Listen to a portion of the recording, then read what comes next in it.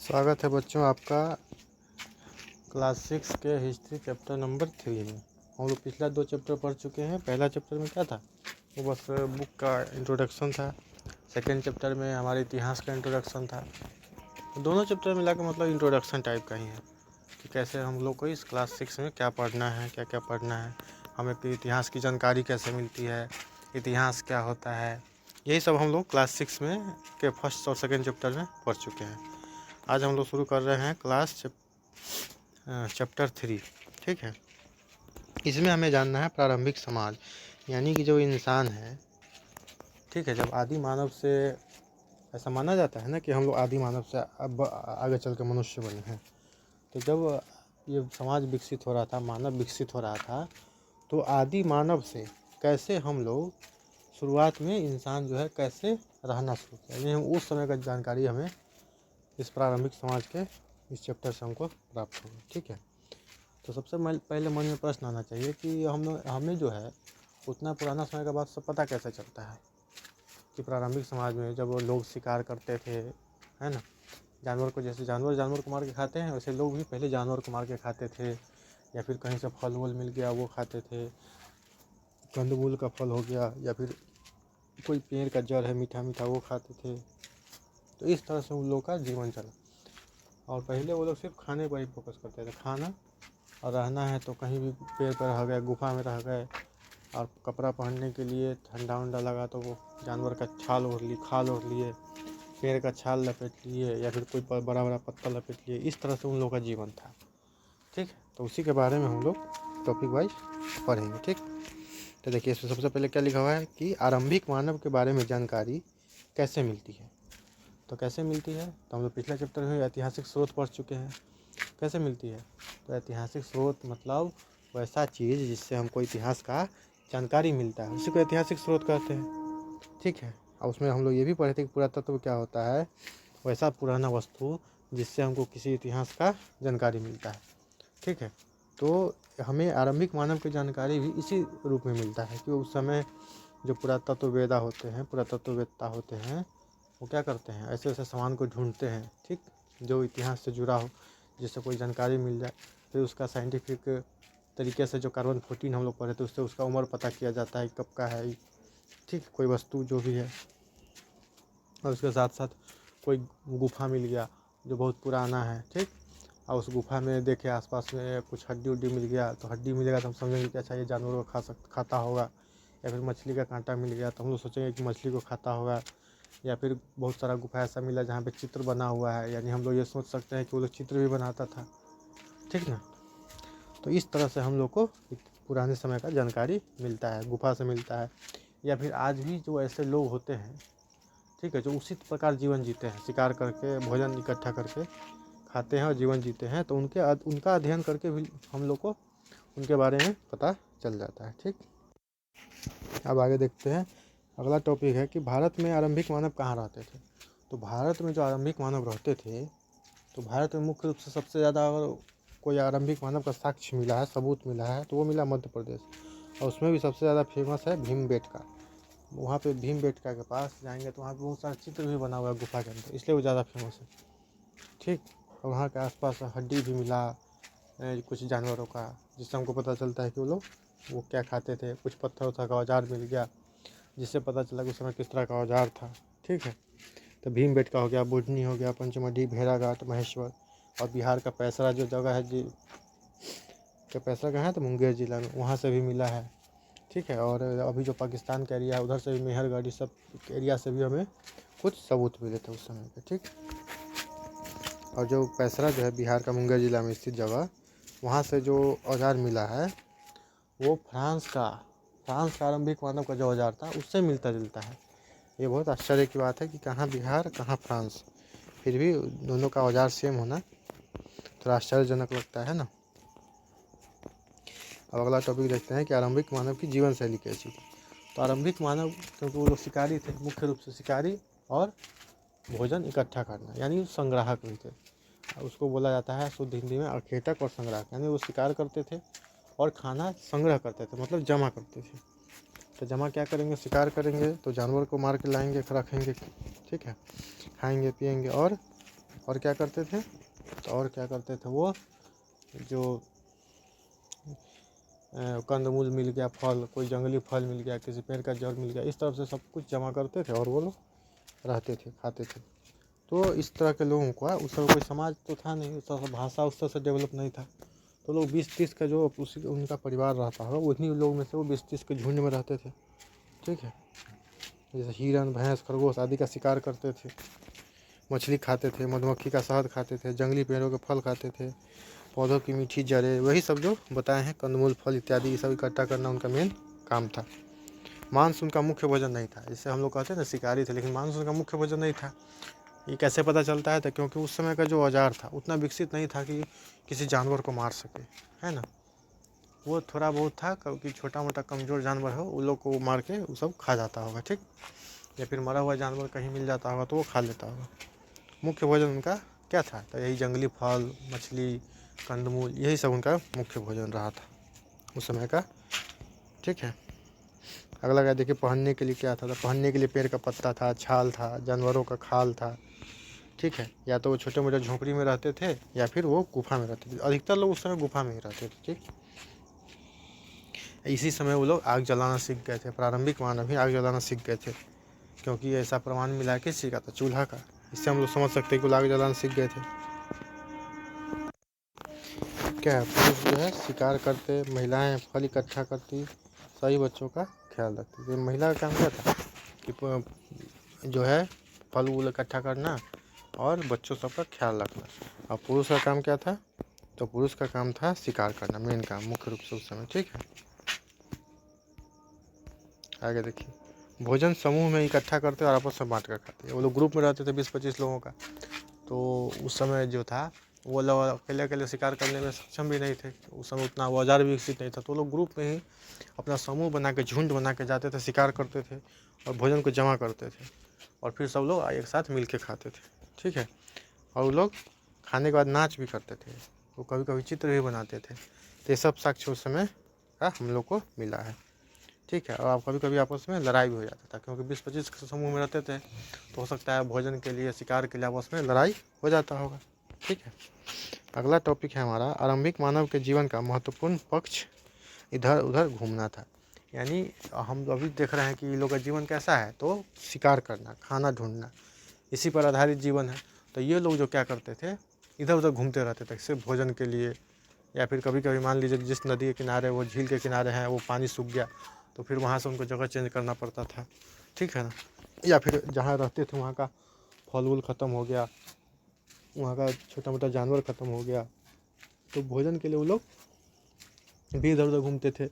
या फिर हो सकता है कभी कभी मौसम परिवर्तन हो जाता है, तो मान लीजिए ठंडा आ गया, चाहे गर्मी आ गया, अब उस सीज़न में वहाँ पे फल वल नहीं होता है। ठीक है, चाहे वहाँ जानवर वहाँ से कहीं और चले जाते हैं, तो इस कंडीशन में भी वो लोग अपना जगह जो है चेंज करते थे और इस तरह से वो लोग पूरे साल घूमते हुए अपना जीवन बिताते थे। ठीक है, अगला है आरंभिक मानव के औजार। जो कि ये लोग शिकार करते थे तो औजार के बारे में जानना ज़रूरी है। तो शुरुआत में इन लोग का औजार कैसा होगा, तो नुकीला पत्थर उत्थर अगर कहीं से मिल गया वही उनका औजार है। ठीक है ना, या फिर जानवर का, मरा हुआ जानवर का सींग मिल जाए या फिर हड्डी मिल जाए, वही सब उनका उस समय का औजार हुआ करता था। ठीक, लेकिन आगे चल के क्या हुआ, धीरे धीरे पत्थर को या फिर हड्डी को घिस घिस के वो लोग नुकीला करना सीख गए थे। ठीक,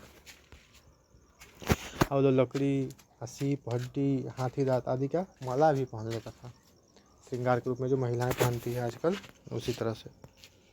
ठीक है, इतना सब होने के बाद उनका अगर खाने के अलावा कुछ रुचि था जीवन में, जो हम लोग को साक्ष्य मिला उसके हिसाब से, तो वो लोग चित्र बनाते थे और नाच करते थे। कहने का मतलब आज हम लोग गुफा में बहुत सारा चित्र मिला, आप अपने बुक में खोल के देखेंगे उसमें दिया होगा। ठीक, भीमबेटका का गुफा का चित्र, कैसे वो लोग चित्र बनाते थे। चित्र बनाने के लिए पत्थर को घिस के ही रंग बना लेते थे। ठीक है, और वो लोग मान लीजिए भोजन किए, रात में आग जला ली, आग के पास नाचने लगे, हुआ हुआ हाउ हाउ करते हुए। ठीक है, तो इस तरह से उन लोगों का जीवन था। तो हमको लगता है आप लोग समझ गए होंगे। देखिए चित्र कैसे बनाते थे, रंग के लिए रंगीन पत्थरों को घिसते थे, बांस से ब्रश का काम लेते थे। बांस का जो हम लोग बांस देखे होंगे आजकल लोग ब्रश करता है, मुँह धोता है उससे, उसी से ब्रश बनाते थे। ज़्यादातर मानव और बैल, गाय, भैंस, हिरन इत्यादि के चित्र बनाते थे। जो इंसान जो चित्र बनाया कौन चीज़ का बनाया, तो ज़्यादातर अब आम लोगों का बनाया, और जानवर में बैल, गाय, भैंस, हिरन इत्यादि का। ये लोग जानवर जो है थोड़ा सा कमज़ोर होगा, है ना, तो इन लोगों का शिकार कर पाता होगा आसानी से, या फिर हो सकता है उसको पालता होगा, पता नहीं, लेकिन इन्हीं लोग का चित्र ज़्यादा मिलता है, शेर वेर का नहीं मिलता है। ठीक है, अगला है हमारा नाम और तिथियाँ। तो अभी तक हम लोग जो पढ़े हैं इसमें आप लोग देख रहे होंगे कि क्या है, पत्थर का महत्व ज़्यादा है, कि पत्थर के गुफा में रहना, पत्थर का औजार इस्तेमाल करना। ठीक है, इसलिए ना इतिहासकार इस काल को, पूरे कालखंड को जिसमें पत्थर का इस्तेमाल ज़्यादा हो रहा है, एक 3 काल में बांट दिया। ठीक है, पहले तो इसको पूरा काल को नाम दिया पाषाण काल। पाषाण मतलब होता है पत्थर, यानी वैसा काल जिसमें पत्थर का महत्व है। ठीक है, तो वो हो गया पाषाण काल। और फिर पाषाण काल को भी 3 काल में बांट दिया जाता है। ये देखिएगा, पूरा पाषाण काल, मध्य पाषाण काल और नव पाषाण काल। पूरा पाषाण क्या होता है, तो पूरा पाषाण के अंतर्गत हम लोग शुरुआत से, यानी मानव जीवन का एकदम शुरुआती से, ठीक है, आदि मानव से लेकर के, और ये लगभग 14,000 साल तक के समय को दिखाता है पूरा पाषाण काल। इसमें मुख्य क्या था बिंदु, तो इसमें लोग शिकार करते थे, भोजन जमा करते थे, इस तरह का जीवन था उनका। आग का आविष्कार इसी साल में हो चुका, इसी काल में हो चुका था, यानी लगभग आज से 14,000 साल से पहले ही आग का आविष्कार वो लोग सीख गया था, यानी आग का इस्तेमाल करना सीख गया था। ठीक है, अस्थाई आवास शुरू, यानी लोग एक जगह रहने लगा था, जैसे गुफा में ही सही या फिर छोटा मोटा झोपड़ी में ही सही, लेकिन ये लोग एक जगह रहना शुरू कर चुका था। ठीक है, जैसे जानवर कैसे होते हैं, एक जगह रहते हैं, नहीं रहते हैं, शिकार के लिए इधर उधर भटकते रहते हैं, लेकिन ये लोग रहना शुरू कर चुके थे। ठीक है, उसके बाद है जो हमारा मध्य पाषाण काल। ये 14,000 साल से 8,000 साल पहले का समय है। इसमें जो है औजार थोड़ा सा नुकीला हो गया था, थोड़ा सा पतला हो गया था, तेज हो गया था। ठीक है, और ऐसा माना जाता है कि इस समय जो है गर्मी पृथ्वी का बढ़ रहा था, तो जिससे बर्फ़ पिघला बहुत मात्रा में। ठंडा होगा तो बर्फ़ जमेगा, लेकिन गर्मी होगा तो बर्फ़ पिघलेगा। तो बर्फ़ पिघलने से बहुत सारा खेत मैदान का निर्माण हुआ। मैदान निर्माण होने से घास निर्माण हुआ। घास से क्या हुआ, कुछ ऐसे अनाज है जैसे जौ, गेहूँ, बाजरा, ये सब भी अपने आप उग गया। ठीक है, तो इससे क्या हुआ कि शाकाहारी जो जीव जंतु होता है वो सब बढ़ा। ठीक है, और लोगों को खाने के लिए बहुत सारा अनाज भी मिला इसी काल में।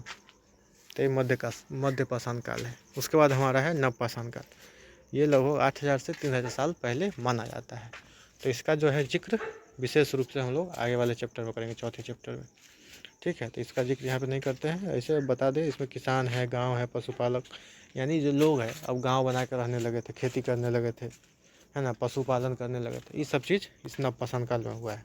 तो ये हम लोग आगे के चैप्टर में पढ़ेंगे। ठीक है, तो हमको लगता है कि अब चैप्टर ख़त्म हो गया। ठीक, हमको लगता है, उम्मीद है कि आप लोग समझे होंगे। अब देखते हैं प्रश्न को थोड़ा सा। भारतीय उपमहाद्वीप में आरंभिक मानव के निशान किस राज्य से अधिक मिले हैं, तो बताए थे पीछे, सबसे ज़्यादा मध्य प्रदेश से मिले हैं। प्रारंभिक औजार अधिकांशतः किस चीज़ से बने होते थे, प्रारंभिक औजार जो है वो अधिकांशतः बने होते थे पत्थर से, है ना। मानव बस्तियों से जुड़ा पैसरा नामक स्थान बिहार के किस जिले में है, बताए थे बीच में, मुंगेर जिले में। ठीक है, पाषाण काल को कितने भागों में बांटा जाता है, तो अभी बताया है पाषाण काल को कितने भागों में बांटा जाता है, 3 भाग में, पूरा पाषाण, मध्य पाषाण और नव पाषाण। ठीक है, आगे देखते हैं। खाली स्थानों को भरे, भीमबेटका जो है किस राज्य में है, खाली जगह राज्य में मतलब किस राज्य में है, तो अभी बताए थे भीमबेटका मध्य प्रदेश में है। सबसे ज़्यादा मध्य प्रदेश में ही भीमबेटका हम लोग को, मतलब सबसे ज़्यादा जो उस समय का स्थान है मध्य प्रदेश में ही मिला है, तो भीमबेटका भी मध्य प्रदेश में ही है। ठीक है, दूसरा क्वेश्चन है, आरंभिक मानव का मुख्य बसेरा था, तो आरंभिक मानव का मुख्य बसेरा क्या था, कहाँ रहता था वो लोग, तो वो लोग गुफा में रहता था। ठीक है, लोग ज़्यादातर मात्रा में वो लोग घर बनाने थोड़ी आता था वहाँ पे, तो लोग जो गुफा मिल गया पत्थर उत्थर का पहाड़ में, तो उसी में वो लोग रहना शुरू कर देता था। ठीक है, अगला क्वेश्चन है, पाषाण काल के लोग मनोरंजन के लिए चित्र और क्या करते थे, वही बताए थे बीच में, चित्र और नाच। उनको खाने पीने जमा करने के अलावा 2 ही काम आता था, एक तो चित्र बनाना और दूसरा नाच करना। ठीक है, कि खाली जगह 1,000 साल पहले दुनिया की जलवायु गर्म होने लगी। तो हमारा मध्य पाषाण काल जो काल था कितना है, 14,000 से 8,000। ऐसा माना जाता है कि 10,000 साल पहले, कब, कितना साल, तो एक मिनट, ऐसा माना जाता है कि 10,000 साल पहले, 10 3 को 0, 10,000 साल पहले जो है हमारा धरती गर्म होने लगा था। ठीक है, अब हम लोग चलते हैं आगे के क्वेश्चन पे। आगे हमारा क्वेश्चन है लिखने वाला। ठीक, तीसरा क्वेश्चन, तीसरा का पहला क्वेश्चन, मानव के आरंभिक काल को पाषाण युग क्यों कहा जाता है?